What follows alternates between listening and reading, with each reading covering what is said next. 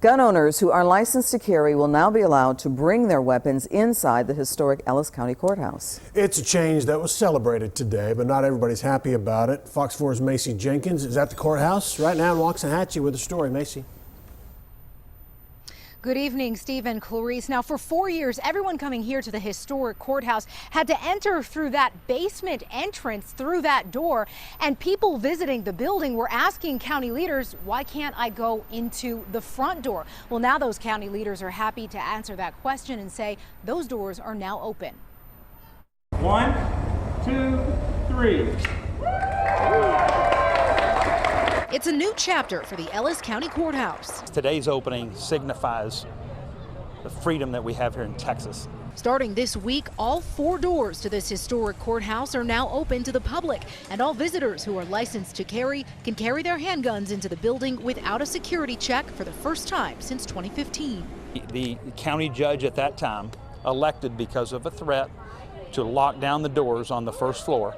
For the last 4 years, anyone coming in or out of the courthouse had to enter through the basement and pass through a metal detector. County Judge Todd Little says the topic has been on the table for months and came down to a 3-2 vote at last week's Commissioners Court meeting. Little was the tiebreaker in favor of opening the doors. We wanted to just mirror the laws of the state of Texas. But what about guns at Commissioners Court when they meet every 2 weeks? The courtroom itself is barred to people with a firearm, even a license to carry holder. But a precinct judge does have the option to make an exception and allow guns in his or her courtroom.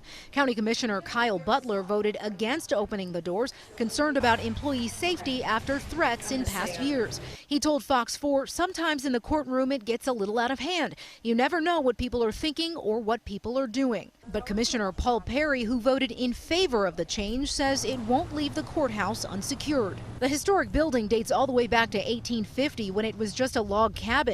It was renovated into a courthouse and dedicated in 1895. This courthouse is the pillar. This is why people come to this town.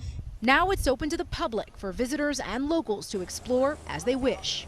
Opening these doors, I think, is just going to be a great tourism push, and it's going to be great for businesses downtown.